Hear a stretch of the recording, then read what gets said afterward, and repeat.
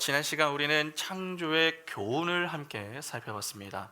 여러분, 창조의 교훈은 크게 이 세 가지다라고 하는 것을 말씀을 드렸죠. 첫째, 하나님은 허구가 아닌 실제로 만물의 주인이 되시는 분이시다 하는 것이었고, 둘째, 그분은 스스로 충분하시고 완전하신 분이시다라고 하는 것이었습니다. 그리고 마지막 셋째, 그분은 영원히 존재하시는 분이시다 하는 것이었습니다. 이 교훈은 당시 이스라엘에게 매우 중요했습니다. 고대 이집트 사람들은 다양한 창조 신화를 가지고 있었습니다. 멤피스 신전을 중심으로 형성이 된 이 창조 신화와 헬리오폴리스 신전에서 형성된 창조 신화가 그 대표적인 예입니다. 또한 고대 메소포타미아의 창조 신화인 에뉴마 엘리시라고 하는 이 책도 여러분 매우 유명합니다. 에뉴마 엘리시는 주전 1100년경에 작성이 되었습니다. 그 책을 보면은 주신 마르둑이 나오고 혼돈의 신 티아맛이 나옵니다. 그런데 이 혼돈의 신 티아맛이 입으로 혼돈을 막 이렇게 뿜어내니까 주신 마르둑이 창을 가지고 가서 그 티아맛의 입을 찢어버립니다. 그래서 반은 위로, 반은 아래로 각각 둡니다. 여러분, 그것을 사람들은 하늘과 땅이다 그렇게 생각을 했던 것이죠. 그래서 하늘이나 땅에서 어떤 문제가 발생을 하게 되면은 그것은 티아맛이 꿈틀거리는 것이다 그렇게 사람들이 여겼습니다. 그러면 에뉴마 엘리시를 읽고 배운 자들은 그러한 일들이 생길 때마다 누구를 찾아가겠습니까? 당연히 주신인 마르둑을 찾는 것이죠. 어떠십니까? 여러분, 창세기에 나오는 내용들하고 상당히 좀 유사하지 않습니까? 이 때문에 자유주의자들은 성경의 창조 기사에 대해서 의심을 가졌습니다. 이에 어떤 분들은 창세기에 나오는 이 창조 기사는 에뉴마 엘리시를 모방한 것이다 그렇게 주장하기까지 하죠. 그러나 결코 그렇지 않습니다. 창세기와 이 에뉴마 엘리시 중에 여러분 먼저 기록된 것은 어떤 것일까요? 창세기입니다. 여러분, 조금 전에 에뉴마 엘리시는 언제 기록이 된 책이다라고 말씀을 드렸죠? 주전 1100년경입니다. 그러나 모세가 쓴 창세기는 어떻습니까? 주전 1500년경입니다. 그러면 먼저 기록된 책은 무엇입니까? 에뉴마 엘리시가 아니라 모세가 쓴 창세기죠.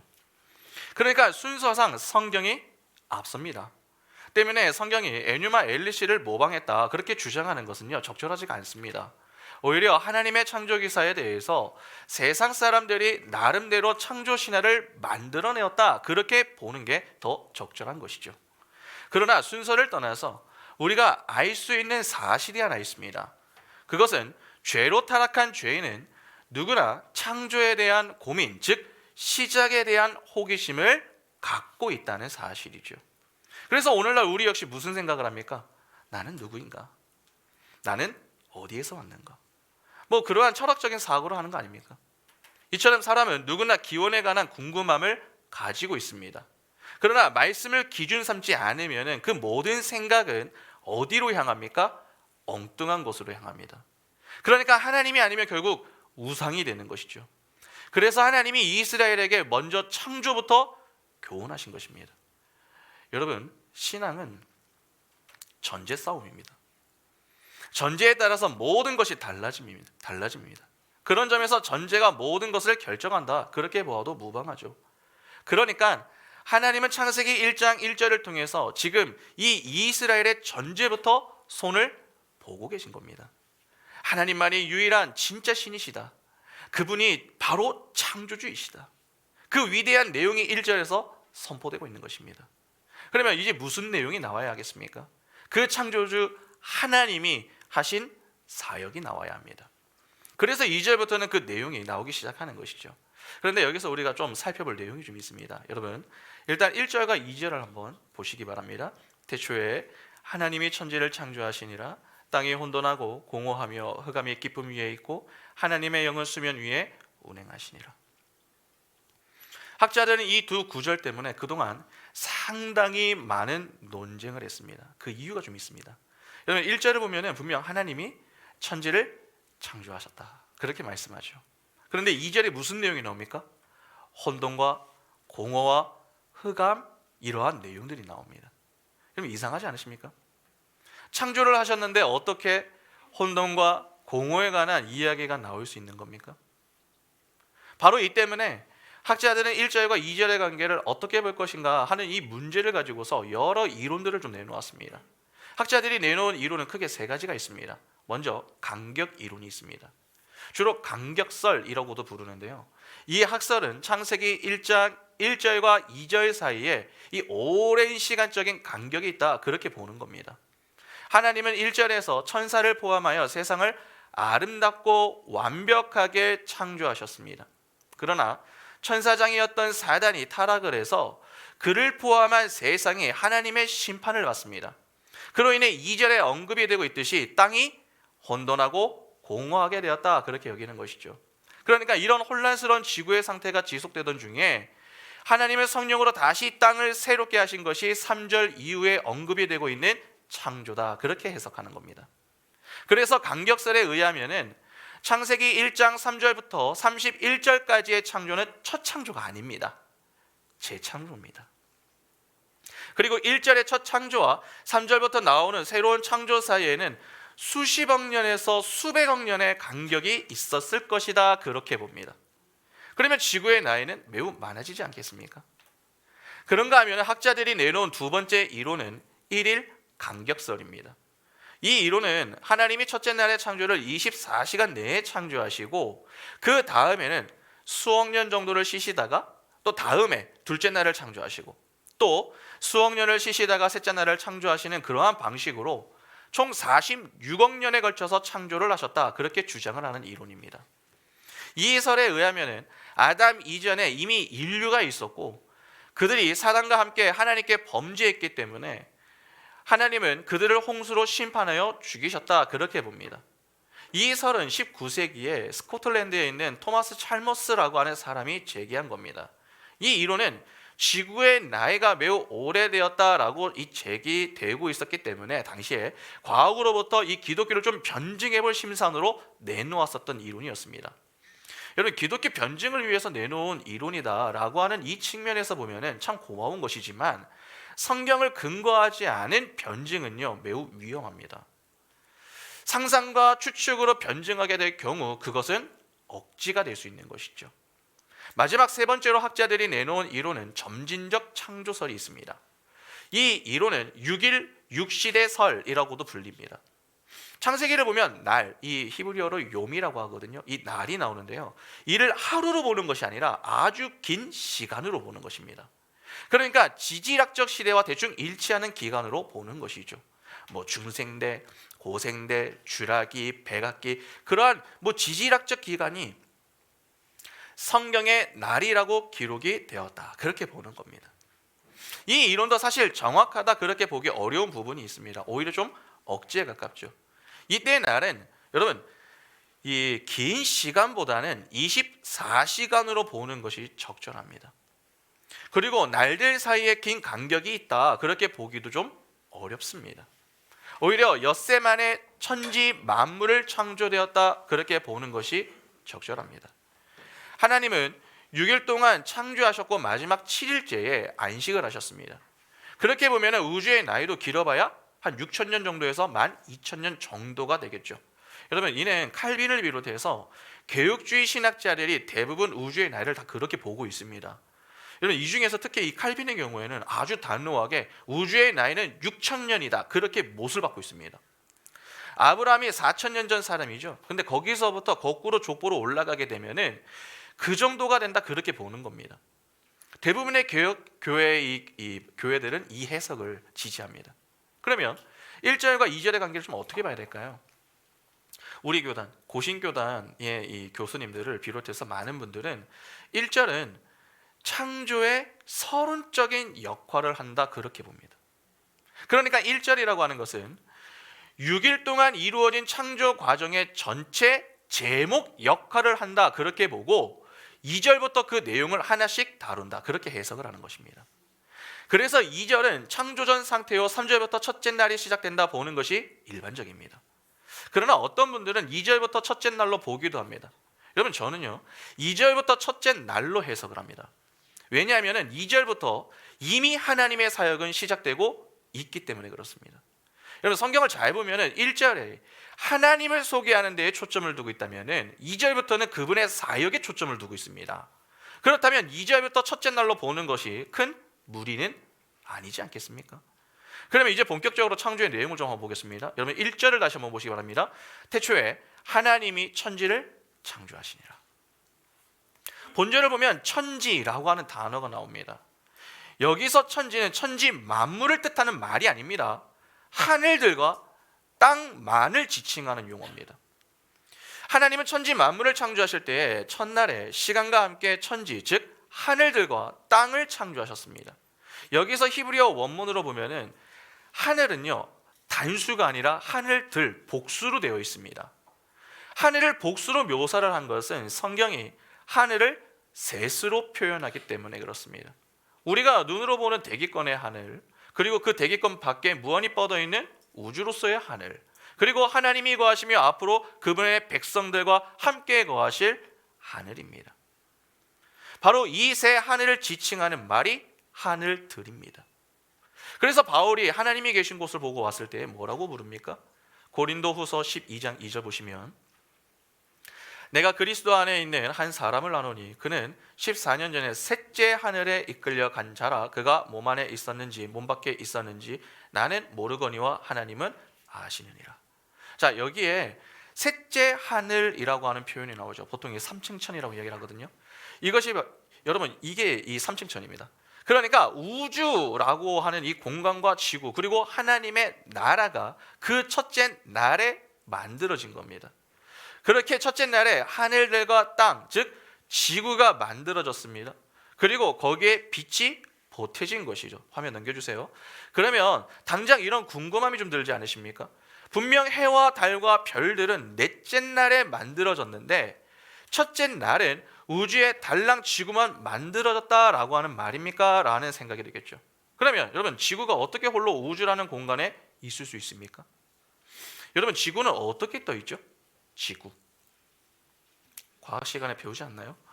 수많은 별들과 달과 태양들과의 거리, 그리고 질량, 그리고 인력의 관계에 의해서 그 자리를 지키며 떠 있는 거 아닙니까? 그런데 지구만 달랑 우주에 존재할 수 있는 것입니까? 그럴 수 있습니다. 하나님이 창조주이시기 때문에 가능합니다. 욥기 26장 7절을 한번 볼까요? 욥기 26장 7절에 그는 북쪽을 허공에 펴시며 땅을 아무것도 없는 곳에 매다시며. 이 말은 하나님께서 지구를 아무것도 없는 공간 속에 홀로 걸어 놓으셨다라고 하는 말입니다. 그렇게 창조된 지구는 처음부터 무질서의 상태였습니다. 그래서 오늘 2절을 보면 어떤 표현이 나오는 겁니까? 땅이 혼돈하고 공허하며 흑암이 깊음 위에 있었다. 그러한 표현이 나오는 것입니다. 그렇게 창조된 무질서한 천지를 시간 속에서 질서를 잡아가시는 것이 엿새 동안의 창조입니다. 그런데 2절을 다시 한번 보시기 바랍니다. 땅이 혼돈하고 공허하며 흑암이 깊음 위에 있고 하나님의 영은 수면 위에 운행하시니라. 여기 혼돈과 공허, 흑암은 알겠습니다. 그러면 깊음은 무엇입니까? 여기 깊음이라고 번역이 된 이 히브리어 단어는 바다입니다. 바다. 창세기 7장 11절 보시면 노아가 600세 되던 해 둘째 달 곧 그 달 11의 날이라.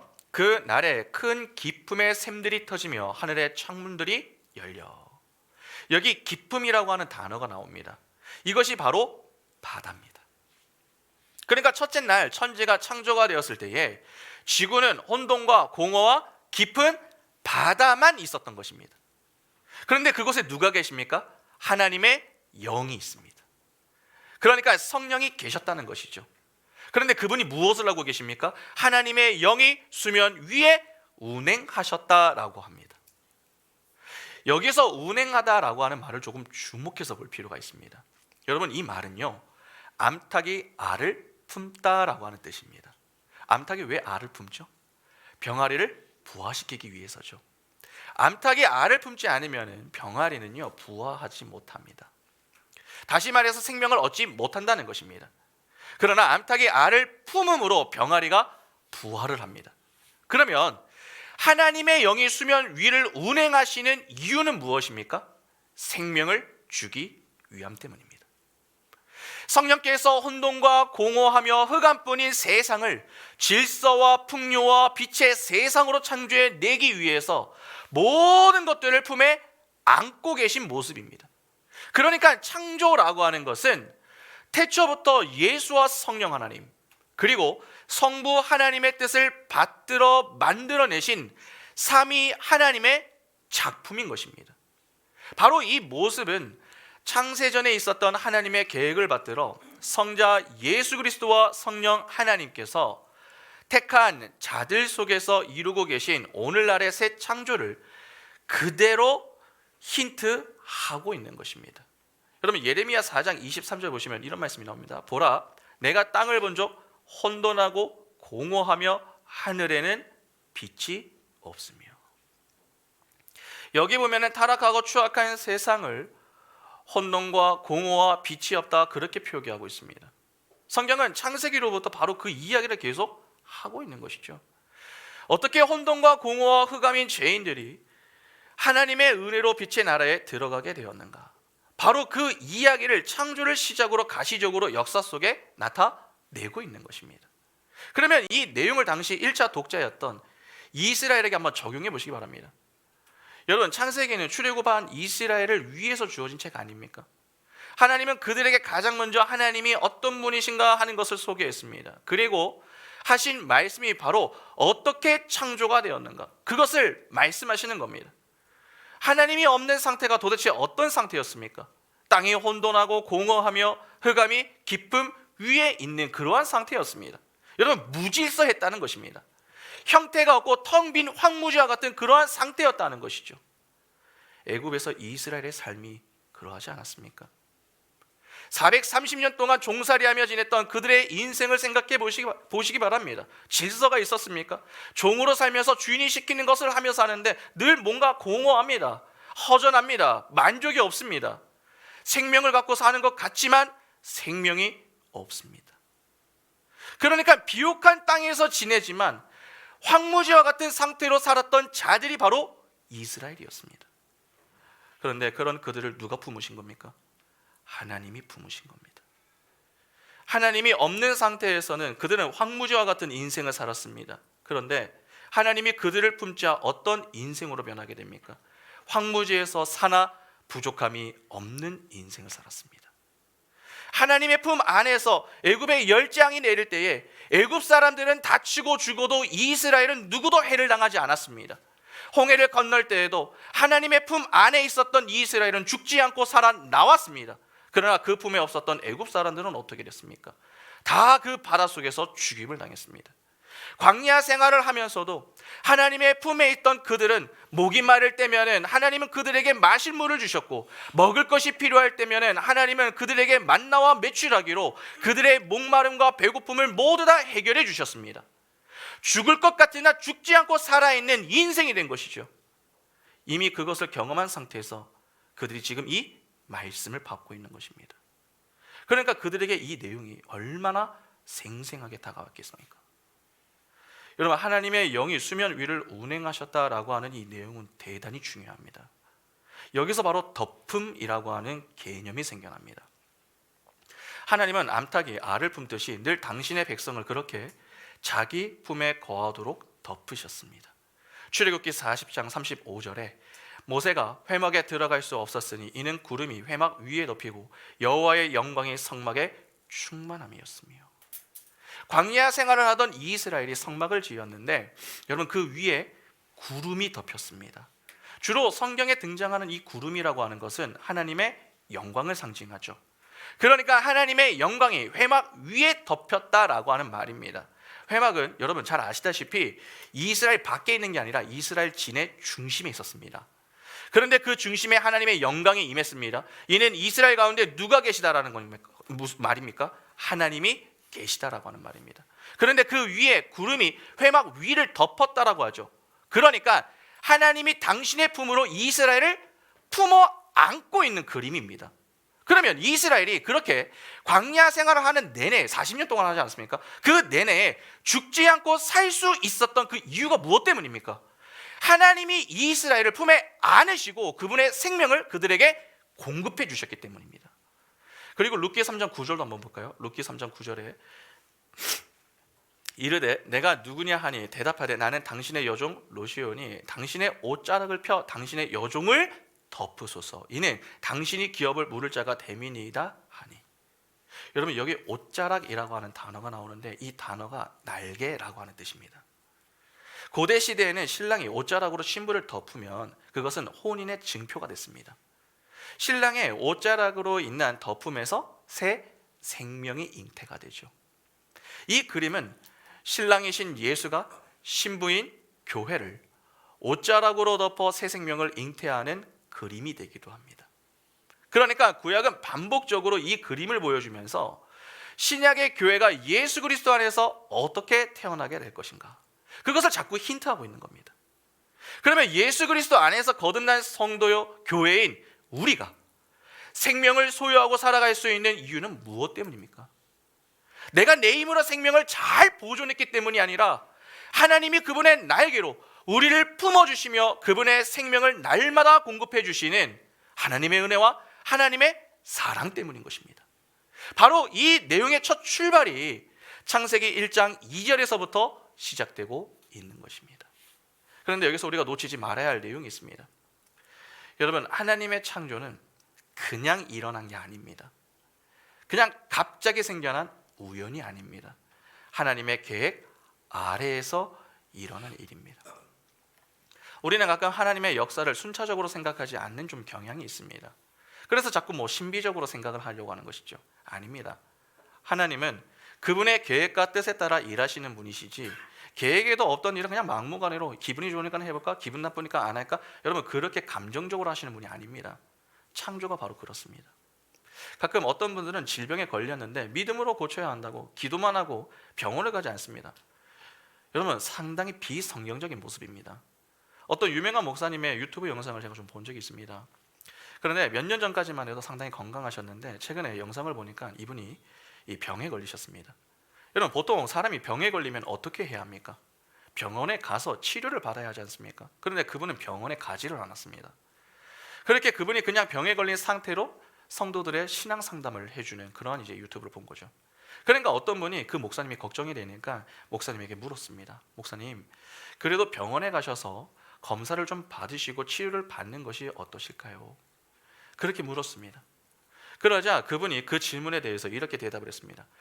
제가 무조건 병원을 안 가겠다라고 하는 게 아닙니다. 하나님이 내게 말씀하시면 당장이라도 병원에 갑니다. 그러나 아직 하나님이 제게 말씀을 주지 않으셨습니다. 여러분, 이게 이해가 되십니까? 이게 상당히 이상한 것입니다. 오늘날 여전히 하나님은 우리에게 직통계시로 말씀을 주십니까? 전혀 그렇지 않습니다. 우리가 뜻하지 않게 병에 걸렸습니다. 그러면 우리는 마땅히 병이 낫기를 위해서 열심히 기도해야 합니다. 그러나 동시에 우리가 할 일은 무엇입니까? 병원에 가서 치료를 열심히 받아야 합니다. 최선을 다해 치료를 받아야 됩니다. 그런데 그런 거 하나 없이 기도했으니까 나을 거야, 여러분, 그렇게 여기면서 병원을 멀리하는 건 믿음이 좋은 게 아니라 미련한 것입니다. 여러분, 혹시 나는 신이다 라고 하는 다큐멘터리를 좀 보신 적이 있으십니까? 여러 이단들에 관한 이야기를 다루고 있는데 그 내용 중에 이런 이야기가 나옵니다. 이단에 빠진 어떤 성도의 아내가 병에 걸렸습니다. 교주가 그 성도에게 병원에 가지 말고 자꾸 기도하라고 합니다. 병이 낫지 않는 것은 당신들이 열심히 기도하지 않았기 때문이니 열심히 기도하라. 그렇게 핀잔을 주면서 병원을 가려고 할 때면 병원을 못 가게 막아버렸습니다. 그래서 그 사람들이 열심히 기도했습니다. 여러분, 어떻게 됐을까요? 결국 그 아내가 죽었습니다. 그런데 더 충격적인 건 나중에 병원에 가서 의사의 이야기를 들었는데 빨리 병원에 오기만 했어도 아내가 살 수 있었는데 왜 병원에 오지 않으셨습니까? 그 말에 남편이 크게 좌절하면서 후회하는 그 장면을 좀 본 적이 있습니다. 여러분, 믿음만 좋으면 된다. 기도하면 하나님이 다 들어주신다. 그렇게 하나님을 여기는 것은 하나님을 미신적으로 믿는 겁니다. 자꾸 하나님을 신비적으로 여기지 마시기 바랍니다. 하나님은 결코 미신적이고 신비적으로 일하시는 분이 아닙니다. 하나님은 하나님의 계획에 따라 일을 하시는 분이십니다. 때문에 우리가 할 일은 병에 걸렸을 때에 우리 인간 편에서 할 수 있는 최선을 다하되 그 결과는 하나님의 주권에 맡길 수 있어야 합니다. 우리가 가장 약한 부분이 바로 여기에 있습니다. 병에 걸리기만 하면 무조건 병이 낫기만을 위해서 기도합니다. 물론 중요하죠. 그러나 더 중요한 것이 있습니다. 하나님이 그분의 뜻이 있어서 우리에게 병을 주셨다면 그 병 때문에 치료를 받는 모든 과정 가운데 우리는 그 하나님의 뜻을 발견할 수 있기를 위해서도 기도해야 합니다. 하나님, 이 병 때문에 너무나도 죽겠습니다. 너무 고통스럽고 너무 힘이 듭니다. 잘 회복이 될 수 있도록 좀 도와주십시오. 그러나 이 시간들을 주신 이유가 있으실 텐데 그 뜻을 잘 헤아리면서 그 뜻에 순종하여 믿음을 잃지 않는 자가 되게 해 주십시오. 여러분, 그렇게 기도하는 것이 바람직한 것입니다. 설령 하나님이 부르신다고 해도 저는 주님께 순종하겠다, 여러분, 그러한 믿음을 갖고 하나님의 품에 거하는 것이 중요한 것이지 내 뜻을 하나님께 관철시켜서 내 소원과 내 목적을 성취하는 것이 중요한 게 아닙니다. 하나님이 우리를 품에 안고 계심이 분명하다면 우리가 무엇을 두려워합니까? 참 생명이 하나님께 있는데 왜 죽음을 무서워하겠습니까? 사실 이스라엘이 이 문제로 고민이 많지 않았겠습니까? 광야 인생길에서 그들은 언제 죽어도 이상하지 않습니다. 먹지 못해 굶주리다가 죽어도 이상하지 않고, 언제 다른 사람들로 인하여 공격을 받아 죽어도 이상하지 않습니다. 언제 병에 걸려 죽어도 고침받을 의료시설이 하나도 없었습니다. 그러니까 매일의 삶이 얼마나 두렵고 떨림으로 가득했겠습니까? 그런데 그런 인생을 살고 있는 이스라엘에게 하나님이 말씀하시는 것이죠. 하나님의 영은 수면 위에 운행하신다고 말입니다. 그냥 우연히 그들을 불러내어서 지금 이 광야 생활을 하고 있는 게 아니라 하나님은 철저하게 계획을 가지고 그들을 찾아가셨고 불러내셔서 지금도 함께하고 계심을 강조하고 계신 겁니다. 그러니까 광야 생활을 하는 이 이스라엘 편에서는 이 말씀이 얼마나 위로가 되고 감격과 감동이 되었겠습니까? 여러분, 당시 이스라엘은 하나님만을 신으로 여기지 않았습니다. 사람도 신이 될 수 있다, 그렇게 믿었습니다. 애굽의 왕들, 즉 파라오들도 신이 될 수 있었죠. 구역의 왕들은 주로 신격화가 되어서 왕은 곧 신이다라고 하는 인식이 매우 강했습니다. 왜 왕을 신으로 여기는 줄 아십니까? 다른 사람이 갖지 못한 권력을 소유하고 있기 때문에 그렇습니다. 그러니까 남들과 다름을 돋보이기 위해서 왕을 신격화시키는 것이죠. 거기에 애굽은 다양한 짐승들도 신으로 여겼습니다. 특히 여러분, 이스라엘은 소를 신으로 여기며 지냈습니다. 그들이 평소 소를 신으로 여기면서 지내는지 언제 알 수 있습니까? 나중에 보면 알죠. 모세가 시내산에서 십계명을 받기 위해서 올라갔을 때에 모세가 빨리 내려오지 않고 늦게 내려오니까 그들이 그 밑에서 무엇을 만들었습니까?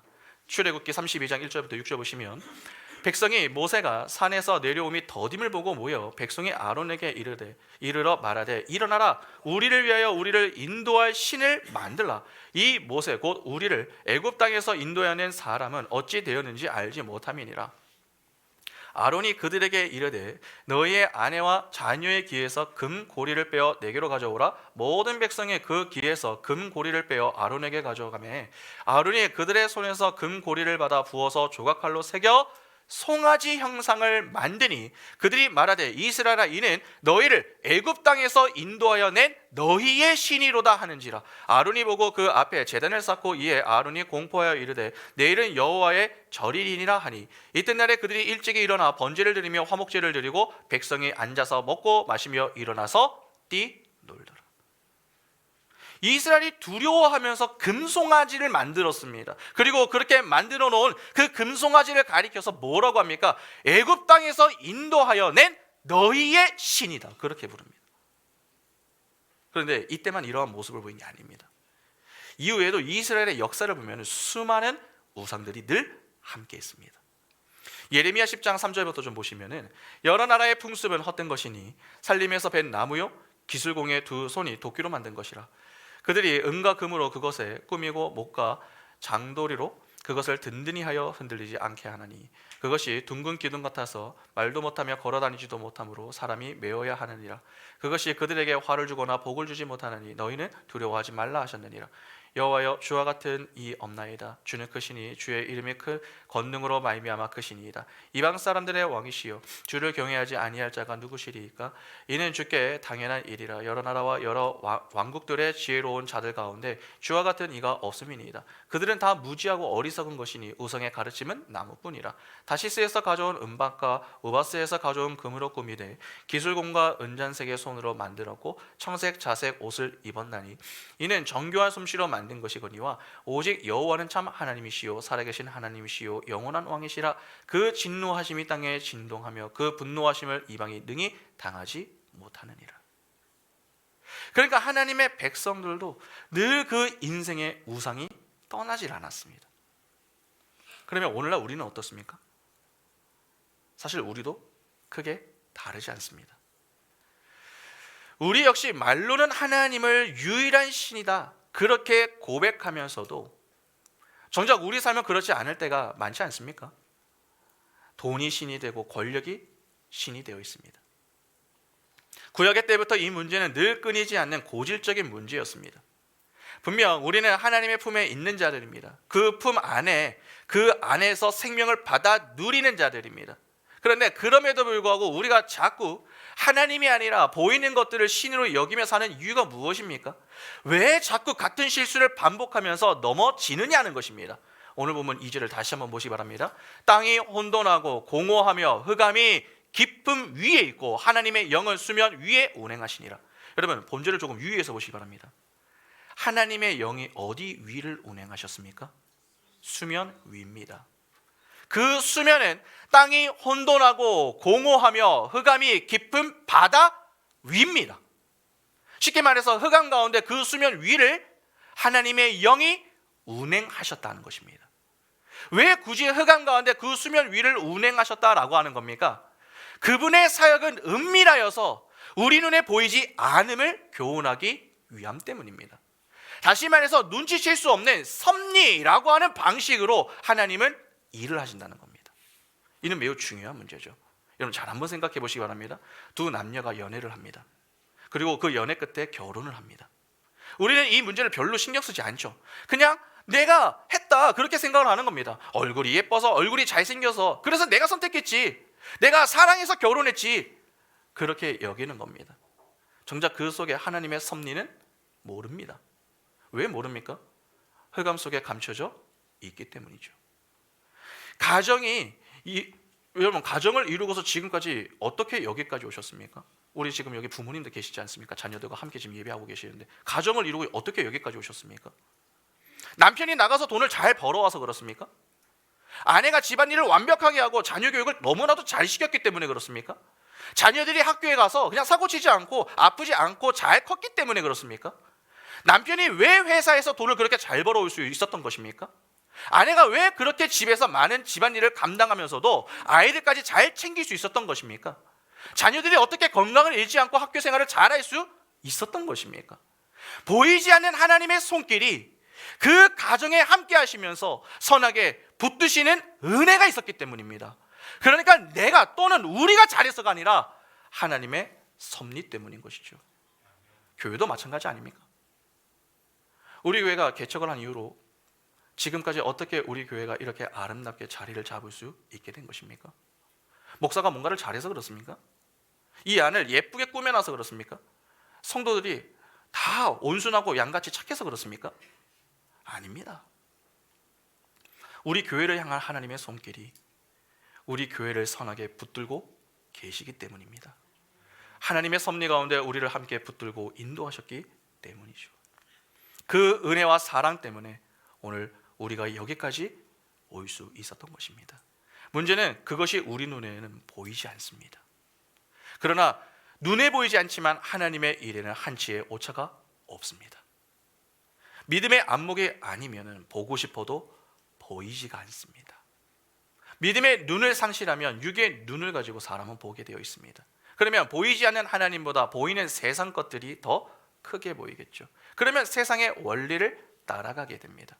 하나님이 아닌 사람을 두려워하고 하나님이 아닌 세상을 두려워합니다. 아닙니다. 교회는 육의 눈이 아니라 믿음의 눈으로 보이는 세상이 아닌 보이지 않는 하나님을 바라보며 살아야 합니다. 하나님이 암탉을 알을 품듯 우리 인생을 품고 계심을 바라볼 수 있어야 합니다. 그것을 볼 줄 알아야 세상 앞에서 두려워하지 않고 당당하게 살아갈 수 있는 것입니다. 다니엘의 세 친구들을 생각해 보시기 바랍니다.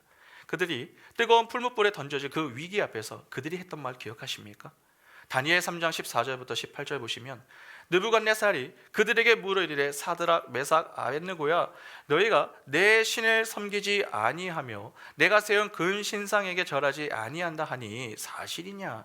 이제라도 너희가 준비하였다가 나팔과 피리와 수금과 사명금과 양금과 생황과 및 모든 악기 소리를 들을 때에 내가 만든 신상 앞에 절하려 절하면은 조건이와 너희가 만일 절하지 아니하면은 즉시 너희를 맹렬히 타는 풀무불 가운데에서 던져 넣을 것이니 능히 너희를 내 손에서 건져낼 신이 누구이겠느냐 하니 사드락 메삭 아벳느고가 왕에게 대답하여 이르되 느부갓네살이여 우리가 이 일에 대하여 왕에게 대답할 필요가 없나이다. 왕이여 우리가 섬기는 하나님이 계시다면 우리를 맹렬히 타는 풀무불 가운데서 능히 건져내시겠고 왕의 손에서도 건져내시리이다. 그렇게 하지 아니하실지라도 왕이여 우리가 왕의 신들을 섬기지도 아니하고 왕이 세우신 근 신상에게 절하지도 아니할 줄을 아옵소서.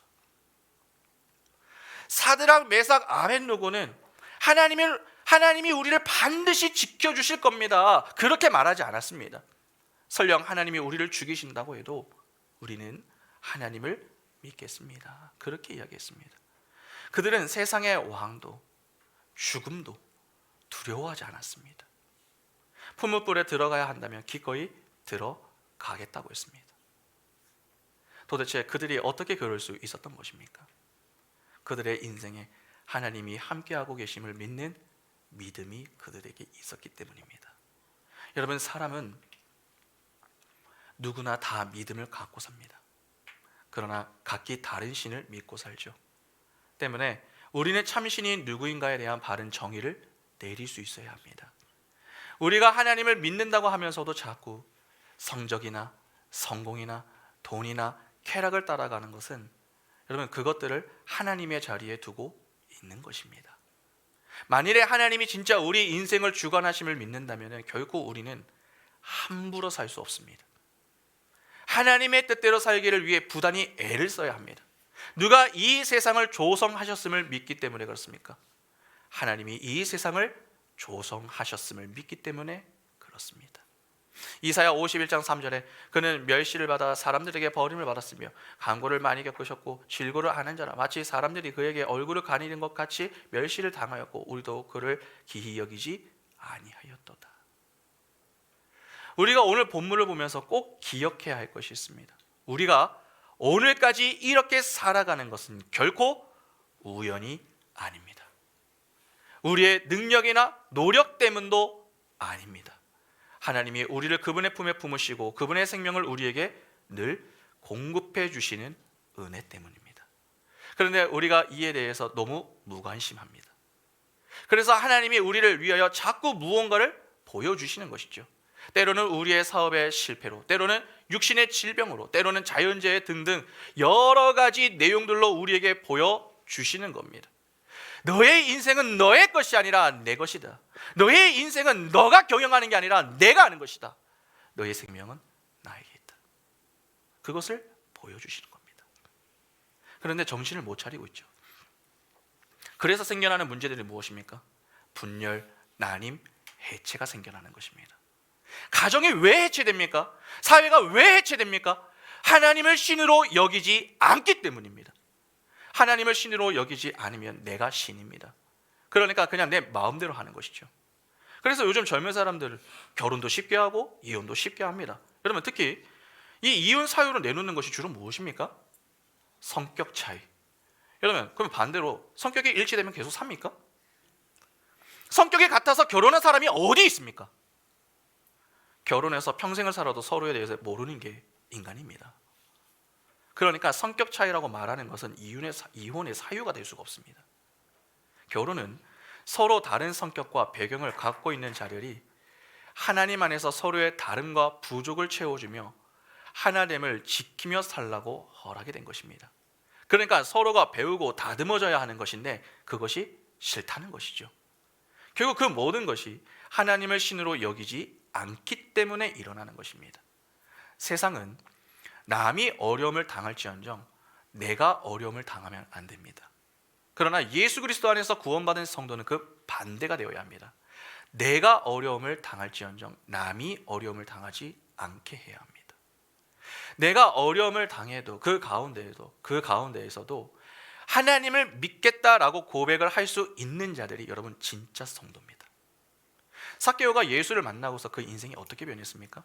누가복음 19장 8절부터 10절 보시면 삭개오가 서서 주께 여짜오되 주여 보시옵소서 내 소유의 절반은 가난한 자들에게 주겠사오며 만일 누구의 것을 속여 빼앗은 일이 있으면 내 갑절이나 갚겠나이다. 예수께서 이르시되 오늘 구원이 이 집에 이르렀으니 이 사람도 아브라함의 자손임이라. 인자가 온 것은 잃어버린 자를 찾아 구원하려 함이니라. 그가 그의 소유 절반을 가난한 자들에게 나누어 주겠다고 이야기합니다. 또한 만일 속여서 빼앗은 일이 있으면 빼앗은 것의 4배를 갚겠다 그렇게 이야기하죠. 이거 완전히 손해보는 거 아닙니까? 그러나 예수는 그런 삭개오의 말을 듣고서 뭐라고 말씀하십니까? 야, 그렇게까지 할 필요 없다 이렇게 말씀하시는 게 아니죠. 이 집에 오늘 구원이 이르렀다 그렇게 칭찬을 해주셨습니다. 여러분, 회개는 적당히 하는 게 아니라 완전히 돌아서는 것입니다. 하나님은 예수 그리스도 안에서 우리를 계속 변화시켜 나가십니다. 육의 눈을 갖고 있는 자리에서 건져내어 영의 눈을 갖게 하시죠. 그래서 가시적으로 보이는 세상이 아니라 그 세상 넘어서 계신 하나님을 바라보게 하십니다. 그런 눈이 생길수록 세상에서 사는 자의 삶에는 변화가 일어납니다.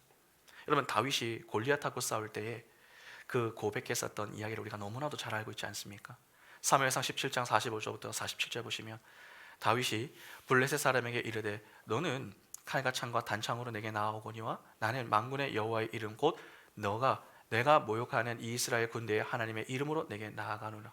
오늘날 여호와께서 너를 내 손에 넘기시리니 내가 너를 쳐서 내 목을 베고 블레셋 군대의 시체를 오늘 공중에 세워 땅의 들짐승에게 주어 온 땅으로 이스라엘의 하나님이 계신 줄 알게 하였고 또 여호와의 구원하심이 칼과 창에 있지 아니함을 이 무리에게 알게 하리라. 전쟁은 여호와께 속한 것인즉 그가 너희를 우리 손에 넘기시리라. 여러분, 다윗이 왜 이렇게 그 큰 골리앗 앞에서 당당하게 이야기할 수 있었던 것입니까? 골리앗이 아니라 그 뒤에 계신 하나님을 바라보았기 때문입니다. 하나님이 이 역사를 주관하고 계심을 믿는 성도는 그 하나님의 뜻만 바라봅니다. 왜냐하면 참 생명은 오직 하나님의 품에 있음을 알기 때문이죠. 성경은 자주 여호와께 돌아가자, 여호와께 돌아오라 그러한 이야기를 합니다. 왜 성경이 계속 여호와께 돌아가야 한다고 이야기하는 줄 아십니까? 참 생명이 오직 하나님께만 있기 때문에 그렇습니다. 우리는 세상을 향해 달려가는 자들이 아닙니다. 하나님께 돌아가야 하는 자들입니다. 그렇다면 우리가 진짜 두려워해야 할 것이 무엇입니까? 세상에서 조금 못 살고 세상에서 조금 인정을 덜 받는 것, 그게 아닙니다. 하나님이 우리를 떠나시는 겁니다. 하나님의 영이 수면 위를 운행하셨습니다. 그 운행하심 속에 참 생명이 주어지는 것이죠. 그런데 그렇게 우리를 품에 품으시고 생명을 주시는 그 하나님이 우리를 떠나신다면 어떻게 되는 것입니까? 그분이 그분의 생명을 거두어 가시겠다라고 하는 거 아닙니까? 하나님이 그 생명을 거두시면 우리 인생은 황무지와 같은 인생이 되는 것입니다. 공허와 같은 인생이 되는 것이죠. 내가 노력하지 않아서 내 인생이 공허하고 황무지 같은 것이 아니라 예수가 없어서 내 인생이 공허하고 황무지 같은 것입니다. 사람들이 자꾸 공허하니까 그 속을 세상 것들로 자꾸 채워보려고 시도하는 것이죠. 게임도 해보고 드라마도 보고 운동도 하고 담배도 펴보고 마약도 해보고 성중독에 빠져보기도 하고 그런 것들로 자꾸 그 속을 채워보려고 합니다. 그러나 그러한 행위는 밑 빠진 독에 물을 붓는 것과 다르지 않습니다. 그렇게 해도 공허함은 사라지지 않습니다. 황무자 같은 내 인생은 변하지 않습니다. 황무자 같은 내 인생, 공허함 가득한 내 인생은 오직 하나님만이 바꾸실 수 있습니다. 하나님만이 인생의 질서를 잡으시고 하나님만이 인생의 체계를 세우시며 생명 얻는 그 자리에 생명으로 채우실 수 있습니다. 혹시라도 아직 하나님의 품에 돌아오지 못하고 여전히 방황하고 계시는 분들이 계십니까? 하나님의 품으로 돌아오시기 바랍니다. 하나님의 그 따뜻하고 생명이 충만한 그 품으로 돌아오시기 바랍니다. 하나님이 오늘 그 품으로 우리를 초청하고 계십니다. 믿음으로 그 품으로 돌아오라는 그 말씀하시는 말씀에 순종하여 주의 품에 안길 수 있는 은총이 우리 모두에게 있기를 바랍니다. 그리하여 참 생명을 주시는 하나님과 연합하여 공허함이 사라지고 황무지 같았던 내 인생이 주의 생명으로 부유해지는 인생이 되어서 늘 주께 영광 돌리는 복된 인생이 바로 우리의 인생이 다 될 수 있기를 간절히 소망합니다. 함께 찬양하겠습니다.